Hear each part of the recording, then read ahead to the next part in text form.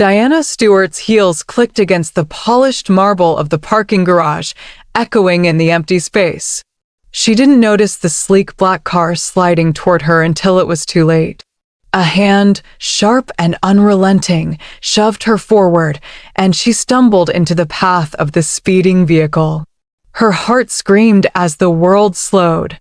Tires screeched, metal roared, and for a split second, she thought this was the end. Pain exploded as the car struck her side.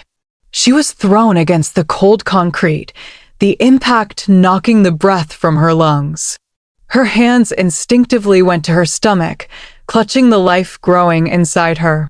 Joe Smith's face loomed above her, his eyes wide, a twisted mixture of anger and disbelief. You survived?" His voice cracked, more from shock than concern. Diana gasped, trying to breathe, but a sharp, unbearable pain tore through her abdomen. The ground beneath her felt like it was slipping away. "No, not like this," she whispered, terror lacing her voice. Her knees buckled, and she collapsed, feeling something inside her snap in a way she hadn't imagined. Panic coursed through her. "Joe, what have you done?" Her voice trembled, barely audible over the ringing in her ears. She could barely stand, let alone process the chaos of the moment. The security guard shouts echoed faintly in the distance as Diana curled into herself. Her breaths were rapid, uneven. Then a sudden, blinding pain surged different, more profound than the fall.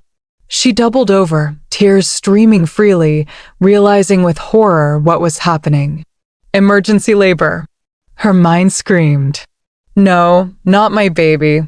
Joe knelt beside her now, his arrogance replaced with raw panic. "Diana, talk to me." But she could barely focus on his face, couldn't even bring herself to respond.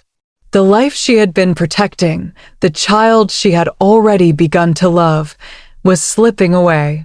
Paramedics arrived moments later, their shouts and movements frantic. They lifted her onto a stretcher as Diana's body convulsed with pain.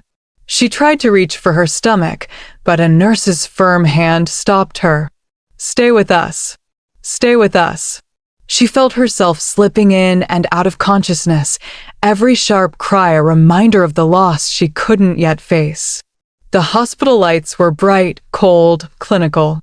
Doctors swarmed, voices urgent but distant, and she clung to fleeting moments of consciousness. When the doctor finally spoke, his words were slow, heavy, and impossible to hear without tears forming in her eyes. "I'm so sorry, Diana. You lost the baby. The labor came too soon." Diana's world shattered in that moment. She tried to scream, to blame, to cry out at Joe, but there was nothing. Nothing could bring back the life she had carried. The rage inside her mingled with grief so sharp it felt like fire through her veins. Joe hovered near the doorway, his hands uselessly raised as if pleading for forgiveness or understanding.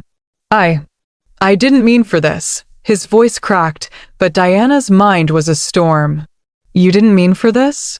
You pushed me into traffic, Joe. You watched it happen." Her chest heaved, every breath laced with pain and fury. She couldn't look at him anymore. "Get away from me," she spat, each word like venom. "You're not even human. You're nothing." He stepped back, as if the weight of her words finally reached him.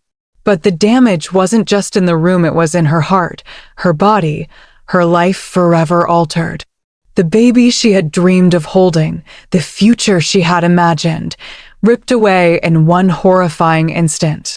Diana's sister, Rachel, arrived minutes later, tears streaking her face as she held Diana's hand in the sterile hospital room. "You're alive," she whispered, voice trembling. "That's what matters. You're alive." Diana's body shook, a mix of grief and disbelief. "Alive," she echoed hollowly. "Alive, but broken. Alive, but forever changed." And as she looked at Joe, standing frozen in the hallway, she made a silent vow. He would regret this, every single day. Fate had spared her life, but it had demanded the highest price. Diana lay in the hospital bed, the sterile smell of antiseptic and machines pressing in on her. The world felt distant, muted, as if she were observing it through a fog of pain and disbelief.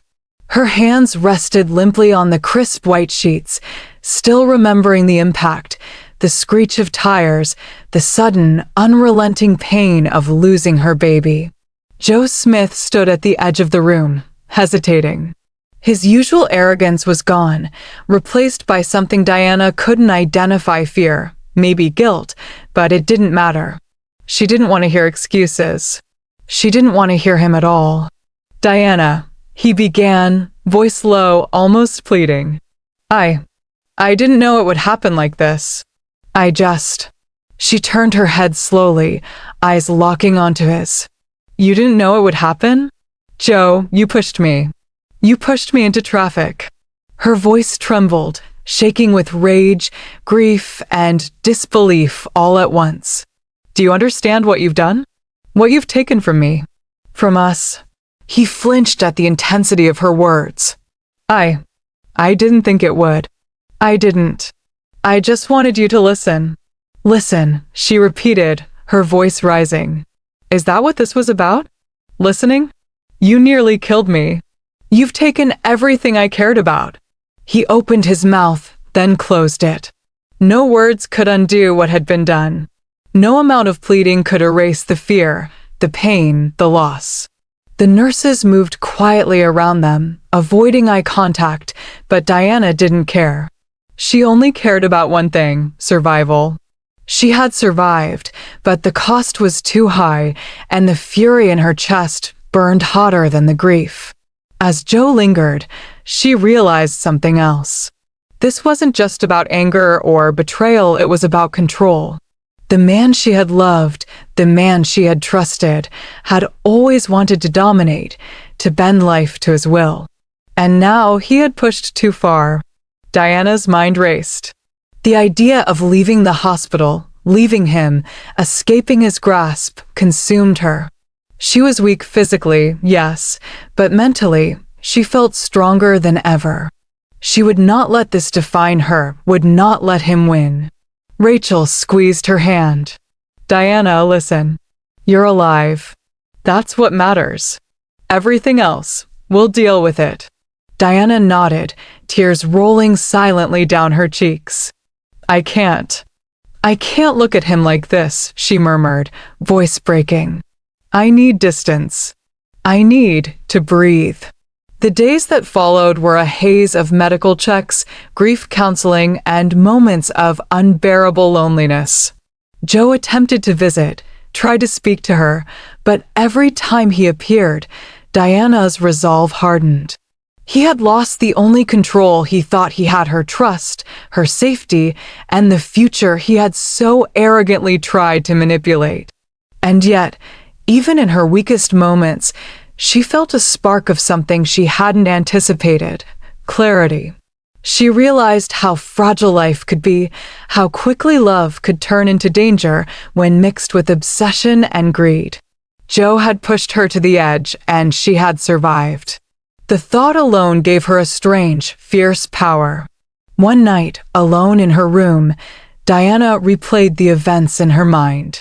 She remembered the shove, the car, the screams, the flashing lights, the pain, and the terrible, shattering loss.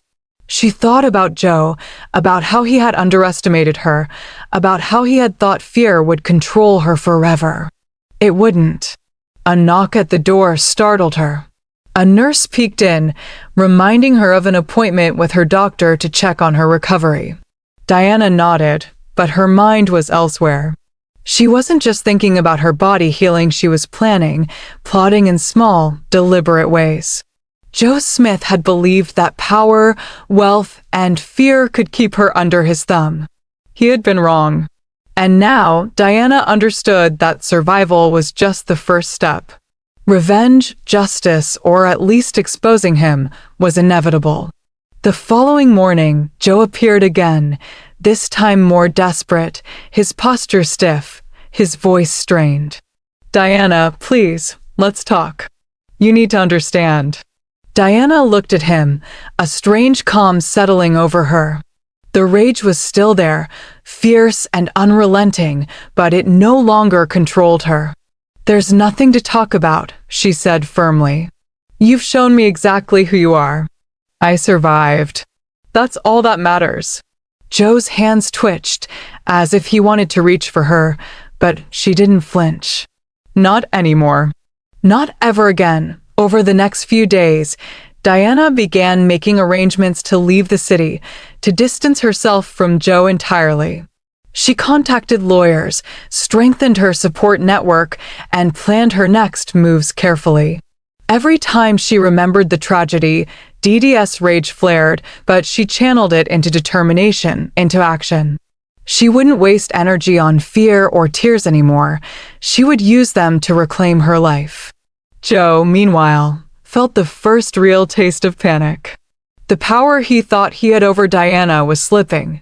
Every failed attempt to contact her, every lawyer letter, every phone call she ignored, chipped away at his confidence. He realized that fate had intervened in more ways H1. And Diana, though in her heart, felt a growing sense of liberation. She was no longer just the victim in the story, she was the one who had survived, who had faced death and come back stronger. Joe Smith's mistakes had given her a weapon more powerful than money or influence, the certainty that she could stand alone, and he could not touch her again. Diana Stewart moved quietly through her apartment, each step deliberate, each thought sharp. The city lights reflected off the windows, casting long shadows that reminded her of the night Joe Smith had tried to take everything from her. The memory of the speeding car, the pain, and the loss of her baby still burned fresh, but she had learned something vital. Survival was no longer enough.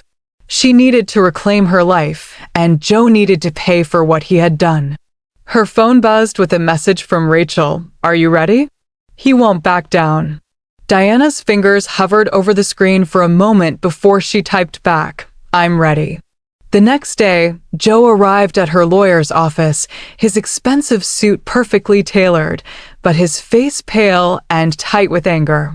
Diana sat across from him, calm, her posture straight, her eyes hard. Every part of her radiated control and confidence, a stark contrast to the man who had tried to destroy her. You can't do this, Joe said, voice low but dangerous. We were supposed to be a family. You can't just erase that. Diana's lips curved into a small, bitter smile. Family, she echoed. You mean the fantasy you created for yourself? You tried to kill me, Joe. You've lost the right to call anything between us a family. He leaned forward, eyes flashing. Don't act like you're better than me. You think I won't fight back? You think money and lawyers can protect you from me? Diana shook her head. No, Joe. I think they can keep me safe while you face the consequences of your actions. And believe me, they will. Joe's jaw tightened, his fists clenching. For the first time, Diana saw fear flicker across his features. He had underestimated her, and now it was too late to recover. That night, as Diana lay in bed, she thought about the future. The grief of losing her child would always be part of her, but it wouldn't define her. She had survived a nightmare, and she would not be trapped in another. Her anger had a purpose now, guiding her, sharpening her focus. Over the next few weeks, Joe's attempts to intimidate her escalated, but each time, Diana remained steps ahead. Every threatening phone call, every unexpected visit, was met with calm confidence and legal countermeasures. She wasn't afraid anymore. She was relentless. One evening, as Joe stormed into her apartment building, determined to confront her in person, Diana was waiting. Security cameras captured everything. She had anticipated his moves, predicted his anger, and had a plan in motion. He slammed his hand against the lobby desk. Diana, open this door. You can't hide forever. From inside, Diana's voice was steady, unwavering. I'm not hiding, Joe. I'm waiting. Waiting for you to realize that what you tried to do to me has failed. His face twisted in fury, and he banged on the door again. You think you're so clever? You think surviving gives you power over me? Diana opened the door slowly, letting him see her fully. No fear, no trembling. Just resolve. Surviving was the first step, Joe. The next step? Making sure you regret every choice you've made. Joe took a step back, shock and anger battling across his face. He had always believed that fear would control her, that she would bend or break. But she hadn't. She was stronger, smarter, and unrelenting. The confrontation didn't escalate to violence because Diana had prepared for every possible outcome.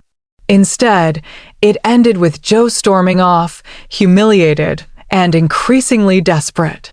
Each move he made only highlighted his loss of control, the unraveling of the man who had once seemed untouchable. Alone again, Diana allowed herself a moment to breathe. Her hands went to her abdomen instinctively, the memory of her child still raw, still painful. But she didn't cry. Not anymore. Instead, she focused on the present, on what she could control.